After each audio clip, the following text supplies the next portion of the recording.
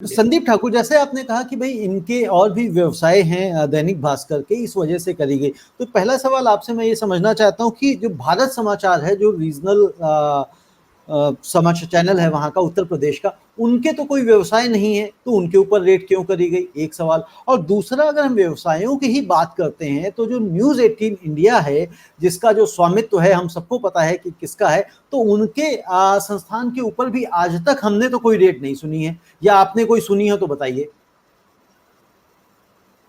नहीं, आपका सवाल रविंद्र जी बिल्कुल ठीक है। आपके पहले सवाल का जवाब ये है, मैं अभी जो भारत समाचार पे जो रेड है वो मेरी सूचना के हिसाब से पॉलिटिकल रेड है। पॉलिटिकल रेड इसलिए है कि आने वाले कुछ महीनों में उत्तर प्रदेश में चुनाव, और भारत समाचार जो है बहुत ही मुखर पत्रकारिता कर रहा है। कोरोना पे भी उसकी लाजवाब कवरेज थी, ये कहने में मुझे कोई गुरेज नहीं है। पॉलिटिकल कवरेज भी उसकी दूसरे चैनलों के मुकाबले बहुत अच्छी होती है, क्योंकि वो मुद्दों को उठाता है और बिल्कुल स्पष्ट तरीके से उसको प्रस्तुत भी करता है। ये बात ठीक है कि कुछ पार्टियों की तरफ उस चैनल का झुकाव है। अब जो रेड की बात आप कर रहे हैं, तो रेड वहां इसलिए पड़ी कि उत्तर प्रदेश के एक प्रमुख राजनीतिक दल का पैसा उसमें लगा हुआ।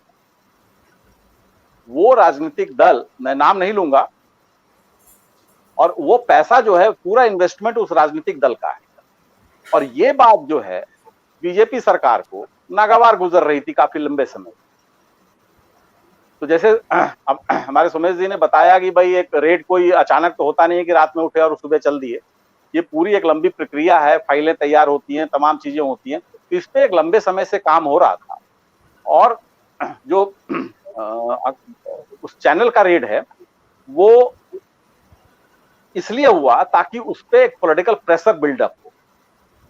देखिए, उस चैनल के पास उत्तर प्रदेश सरकार का कोई, जहां तक मैं तो बहुत देखा नहीं वो चैनल। संदीप ठाकुर जी, इसमें एक और क्वेश्चन निकल के आता है कि एक जो दो समाचार संस्थानों पे रेड हुई है, एक की रेड को तो हम पॉलिटिकल रेड मान रहे हैं कि भाई ये पॉलिटिकल रेड है, जबकि आपने भी कहा और सबने कहा कि, और सब जानते भी, कितनी मुखरता के साथ में भारत समाचार ने अब तक जो समाचार दिखाए हैं, चाहे वो कोरोना से जुड़ी हूं, चाहे मतलब इस तरह के जितने भी हो, जब सारे के सारे जो मीडिया, जो मेन स्ट्रीम मीडिया कहते हैं, वो शांत रह जाते थे, उन मुद्दों को छोटा सा एक कैप्सूल बना के दिखा दिया, बट इन्होंने लंबी डिबेट्स करी। और दूसरी तरफ दैनिक भास्कर, जिन्होंने कोरोना से हुई मौतों के आंकड़े लगातार प्रदर्शित किए, हर उन घटनाओं को रिवील किया, चाहे वैक्सीन के मामले हो, चाहे लोगों की बेरोजगारी के ऊपर हो, बड़ी बड़ी कवरेज करी। मतलब यहां तक कि दैनिक भास्कर के एक एडिटोरियल को न्यूयॉर्क टाइम्स ने इंग्लिश में ट्रांसलेट करके छापा। आप ये समझ सकते हैं ना कि हम, यानी कि भारत, इंग्लिश का कुछ भी ट्रांसलेट करके हिंदी में छापे या और किसी रीजनल भाषा में छापे, ये तो हमें समझ में आता है कि ऐसा होता रहा है। लेकिन हिंदी का एडिटोरियल अगर इंग्लिश में छप रहा है ट्रांसलेट होके, तो ये भी एक बहुत बड़ी बात है। तो हम इसको दो नजरिए से क्यों देख रहे हैं संदीप ठाकुर? एक को तो हम पॉलिटिकल डिबेट मान रहे हैं, और एक को हम मान रहे हैं कि भाई उनके यहाँ कुछ घपलेबाजी हो रही थी इसीलिए हुआ, जबकि दोनों की जो कार्य प्रणाली थी, यानी कि समाचार लिखने और दिखाने की, वो एक जैसी थी। रविंद्र जी, देखिए, ये तो जो भारत समाचार की रेड थी, ये तो पॉलिटिकल रेड थी जहां तक मेरी सूचना। और भास्कर की जो रेड थी वो पॉलिटिकल भी थी और प्रोफेशनल भी।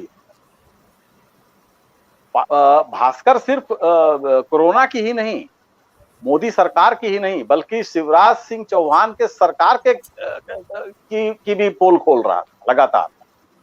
अब देखिए, इसमें अंदर खाते जो मीडिया को, मैं तो पिछले 35 सालों से मेन स्ट्रीम मीडिया में हूं, और जितने तमाम बड़े संस्थान है मीडिया के, उन सब में मैं काम कर चुका हूं।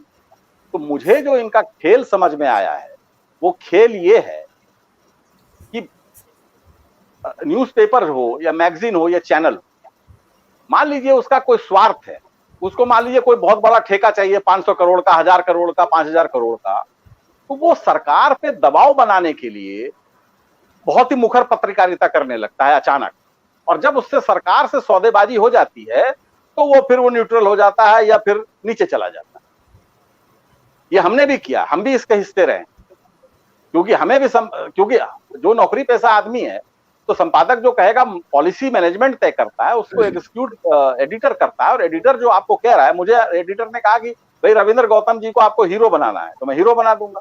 अगर उसने कहा नहीं मुझे आपको जीरो बनाना है तो मैं आपको जीरो बना दूंगा। तर्क तो है ही। और पत्रकारिता में जो पत्रकार, अच्छा पत्रकार, उसके पास तर्कों की कमी होती नहीं। तो भास्कर जो है, भास्कर यही हो सकता है, भास्कर यही कर रहा हो।